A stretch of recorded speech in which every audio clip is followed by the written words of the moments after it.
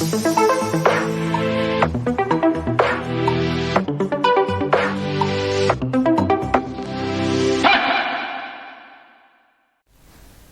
वालेकुम and hello to all students. आज जो टॉपिक हम डिस्कस करने जा रहे हैं वो बहुत इम्पोर्टेंट है, बॉटनी का टॉपिक है। इसे हम लूज स्मट ऑफ वीट कहते हैं। ये एक फंगस है जिसका नाम है ऑस्टिलागो ट्विटिसी और इसकी जो कॉमन एग्जांपल है वो है स्मट। हम देखेंगे कि ये किस तरीके से ये अपना लाइफ साइकिल जो है ये कंप्लीट करती है।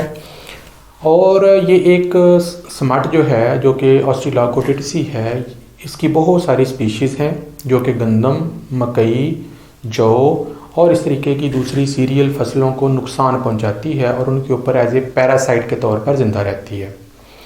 लेकिन मैं आपको सबसे पहले एक स्टोरी सुनाना चाहता हूँ एक किसान की। उस किसान का नाम है फजलदीन।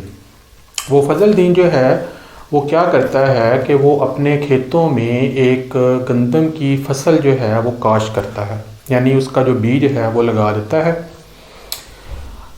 बीजों के अंदर गंदम के बीज आमतौर पर नवंबर और दिसंबर के महीनों में ज़मीन के अंदर बोए जाते हैं।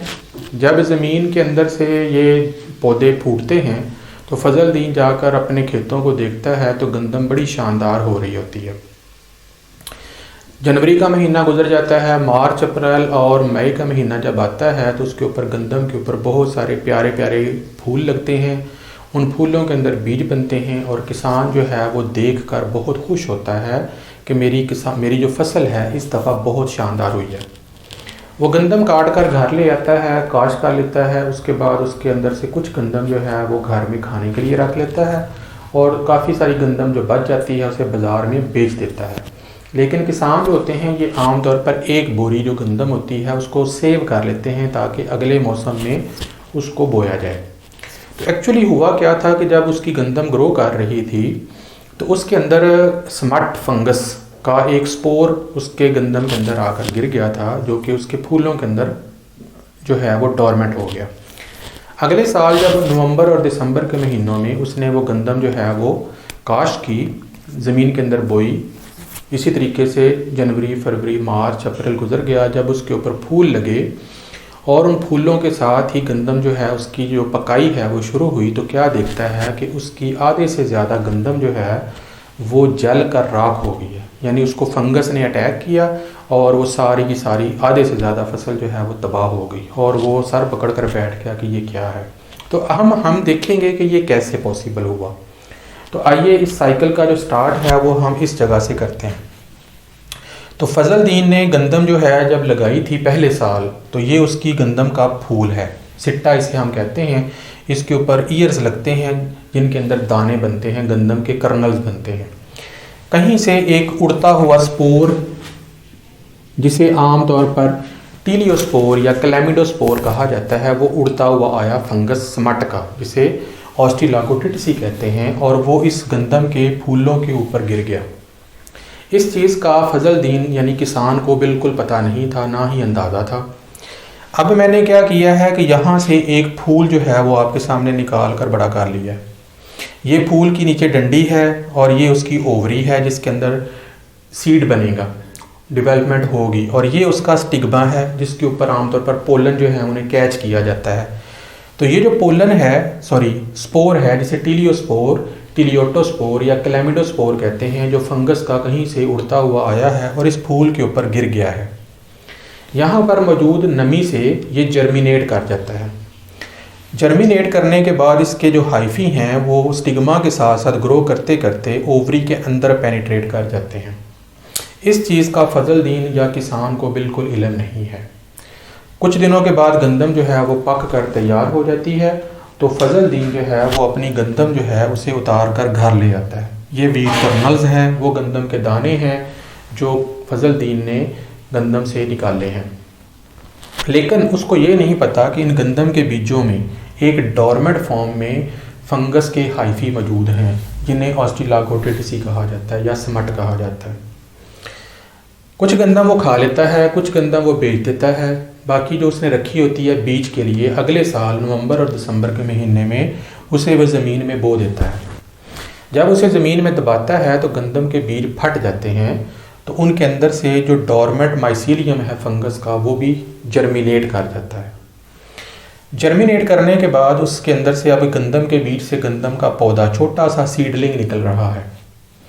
ये जो सीडलिंग है इसके अंदर अंदर जैसे ग्रोथ होगी वैसे वैसे इसके अंदर फंगस का जो माइसीलियम है, हाइफा है वो भी ग्रो करना शुरू कर देता है।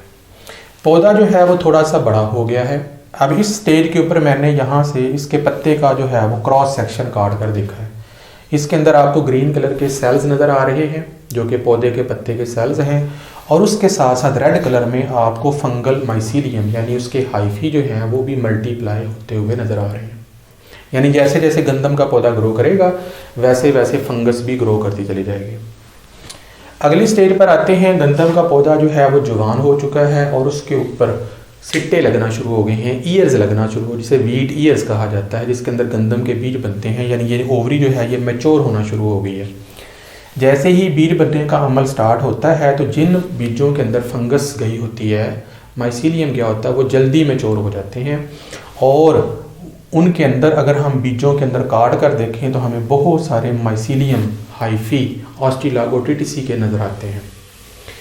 ये जो माइसीलियम या हाइफी हैं जो कि ऑस्ट्रेलागोटिटिसी के गंदम के बीजों के अंदर ग्रो कर रहे हैं, ये फिर माइसीलियल सेल्स में तब्दील हो जाते हैं। जब मैं इसका क्रॉस सेक्शन काट कर देखता हूँ तो ग्रीन कलर के बीज हैं, उनके सेल्स हैं, और उसके अंदर आपको माइसीलियल सेल जो हैं वो नज़र आना शुरू हो गए हैं। उसके बाद फिर क्या होता है कि ये जो माइसीलियल सेल्स हैं ये मॉडिफाई होकर स्पोर्स में तब्दील हो जाते हैं, जिन्हें टीलियोस्पोर्स, टीलियोटोस्पोर्स या क्लैमिडोस्पोर्स कहा जाता है। ये जो स्पोर्स हैं ये क्या करते हैं, गंदम के कर्नल को, गंदम के दाने को स्पोर से भर देते हैं। ये ऐसे स्पोर्स होते हैं जिनके इर्द गिर्द मेम्ब्रेन नहीं होती, इसलिए इनको लूज स्मट ऑफ वीट कहा जाता है, क्योंकि ये मेम्ब्रेन के बगैर स्पोर होते हैं। ये गंदम के तमाम दानों को, कर्नल्स को खा जाते हैं और उनको डिस्ट्रॉय कर देते हैं। तो जब फजल दीन अगले साल जब फसल पक जाती है उसको देखने के लिए जाता है तो उसकी आधे से ज़्यादा फसल जो है इस स्मट फंगस की वजह से ब्लैक हो चुकी होती है। वो सर पकड़ कर बैठ जाता है कि ये मेरे साथ हुआ क्या। फिर क्या होता है कि ये जो सिट्टा है, जो ईयर्स हैं, ये जो गंदम का पौधा है, ये ऐसे ब्लैक हो जाएगा सारे का सारा। उसके अंदर टीलियोस्पोर ही टीलियोस्पोर होंगे, और ये जो टीलियोस्पोर हैं ये हवा के ज़रिए उड़कर दूर दराज मुकामात पर किसी दूसरी फसल के ऊपर जाकर अटैक कर देंगे, जो कि किसी दूसरे की गंदम के फूल हो सकते हैं।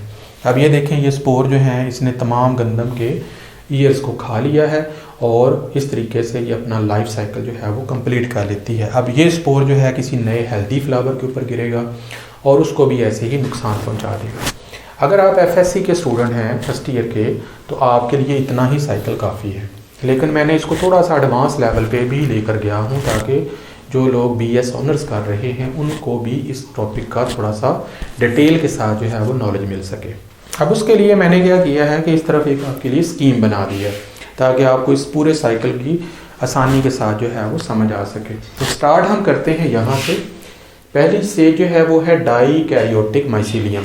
डाईकैरियोटिक का मतलब होता है जिसमें दो न्यूक्लियस हों, अलग अलग न्यूक्लियस हों, उन्हें डाईकैरियोटिक माइसीलियम, डाईकैरियोटिक स्पोर या डाईकैरियोटिक सेल कहा जाता है।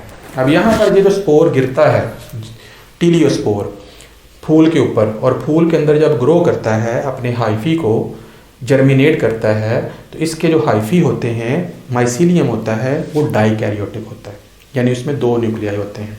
अगले मरहले पे देखें, स्मट स्पोर। ये जो स्पोर होता है स्मट का, ये इसमें N+N दो न्यूक्लियस होते हैं। जब ये लैंड किया था फूल के ऊपर, टीलियोस्पोर जिसे हम कहते हैं, N+N का मतलब है कि ये डाईकैरियोटिक है, इसमें दो न्यूक्लियस हैं, दोनों हैप्लॉइड हैं और वो सेपरेट हैं। प्लाज्मोगैमी हुई हुई है लेकिन कैरियोगैमी अभी नहीं हुई। अगली स्टेज पर ये जो स्मट स्पोर है, जिसे टीलियोस्पोर कहा जाता है, ये स्मट स्पोर 2N में तब्दील हो जाता है, यानी अब कैरियोगैमी हो गई है। कैरियोगैमी का मतलब होता है न्यूक्लियस का आपस में मिल जाना। अब ये जो N+N थे, अब ये 2N हो गए हैं। स्पोर के अंदर ही न्यूक्लियस जो है वो क्या है, डबल हो गया है। ये इस स्टेज पर होगा जब ये फ्लावर को इन्फेक्ट करता है। उसके बाद फिर इस स्पोर के अंदर मियोसिस होती है। और ये जो मियोसिस बनने का अमल है ये भी फ्लावर के अंदर ही हो रहा है, स्पोर के अंदर। एक सेल से 2 बनेंगे, 2 से 4 बनेंगे। उससे फिर क्या होगा कि एक बेसिडियम जन्म लेगा। अब ये देखिए ये स्पोर है और स्पोर से एक लंबी सी सेल की तरह की आउट ग्रोथ निकली है जिसे बेसिडियम कहा जाता है। बेसिडियम के अंदर ये जो चारों सेल इससे बने हैप्लॉइड मियोसिस होने से एन एन एन एन वो मौजूद है, यहाँ पर आपको नज़र आ रहे हैं। इसे हम नाम दे देते हैं प्रोमाइसीलियम का। ये आपको यहाँ पर बना हुआ नज़र आ रहा है, ठीक है। तो ये जो माइसीलियम है ये फिर क्या करते हैं, इनकी फिर आगे 2 टाइप्स हो जाती हैं। एक माइसीलियम जो है उसे हम पॉजिटिव स्ट्रेन कह देते हैं या पॉजिटिव हाइफा, दूसरी स्ट्रेन जो है उसे नेगेटिव हाइफा कह देते हैं due to the difference of the genetic material. फिर ये 2 जो हाइफी होते हैं, 2 मुख्तलिफ टाइप्स के, 2 मुख्तलिफ कैटेगरीज के, ये एक दूसरे के पास आ जाते हैं और ये आपस में फ्यूज़ कर जाते हैं। और इनके जो न्यूक्लियस हैं, पहले प्लाज्मोगैमी होती है और फिर उसके बाद इनके न्यूक्लियस में कैरियोगैमी नहीं होगी, सिर्फ इनके डाइकैरियोटाइजेशन होती है। इस अमल को कहते हैं डाइकैरियोटाइजेशन। डाइकैरियोटाइजेशन में 2 सेल आपस में हाइफी मिलेंगे, उनके जो प्लाज्मोगैमी है साइटोप्लाज्म मर्ज हो जाएंगे, लेकिन न्यूक्लियस जो हैं वो सेपरेट रहेंगे। अब ये देखें ये डाइकैरियोटाइजेशन हो चुकी है। डाइकैरियोटिक हाइफी जो है ये ओवरी के अंदर बन चुके हैं, यहाँ पर ये देखें। अब इसमें क्या हुआ, हर साइटोप्लाज्म में, हर सेल के साइटोप्लाज्म में 2 न्यूक्लियस मौजूद हैं, n+n, n+n, n+n। उसके बाद ये जो हाइफी होते हैं जब ओवरी मैच्योर हो जाती है और बीज बन जाती हैं तो ये हाइफी उनके अंदर डोरमेंट हो जाते हैं और लंबे अरसे का ये सो जाते हैं। फिर जो किसान है जब बीजों को ज़मीन में बोता है तब भी ये डोरमेंट रहते हैं, लेकिन जब जो बीज जर्मिनेट करता है, सीडलिंग पैदा होती है, तो ये भी जर्मिनेट होना शुरू कर देते हैं। जर्मिनेट होते होते पौधे के साथ साथ जो है ये ग्रो करते रहते हैं।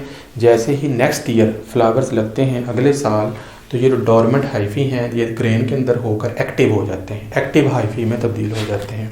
तो बाकी मैं आपको ऑलरेडी एक्सप्लेन कर चुका हूँ कि जब ये एक्टिव हो जाते हैं तो इनके माइसीलियम जो हैं ये माइसीलियल सेल में तब्दील हो जाते हैं और माइसीलियल सेल जो हैं ये दोबारा क्लैमिडोस्पोर, टिलियोस्पोर या टिलियोटोस्पोर में मॉडिफाई होकर किसी नए फ्लावर को इन्फेक्ट करते हैं, उसको डिस्ट्रॉय कर देते हैं, काला स्याह कर देते हैं। इसलिए इनको सूट या स्मट से तशबीह दी जाती है क्योंकि ये ब्लैक कलर के स्पोर होते हैं। और याद रखें मैंने शुरू में आपको बताया था कि इसे हम लूज स्मट ऑफ वीट इसलिए कहते हैं कि ये स्पोर जो हैं इनके वो मेम्ब्रेन के बगैर होते हैं, इसलिए उसको लूज स्मट ऑफ वीट कहा जाता है। अगर यही स्मट कॉर्न को लग जाए तो मकई जो है वो काली स्याह होकर ख़राब हो जाती है। इसी तरीके से जौ को लग जाए वो भी इसी तरीके से तबाह हो जाती है। तो इस तरह से इसकी डिफरेंट स्पीशीज़ हैं, उसकी टाइप्स के हवाले से जो मुख्तलिफ फसलों को नुकसान पहुंचाती है।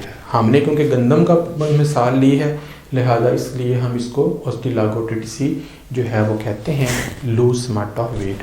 तो आई होप कि ये लाइफ साइकिल आपको 100% क्लियर हो गया होगा। फिर भी आपका कोई क्वेश्चन हो आप कमेंट में पूछ सकते हैं। नेक्स्ट लेक्चर तक के लिए इजाज़त दें। अल्लाह हाफिज़।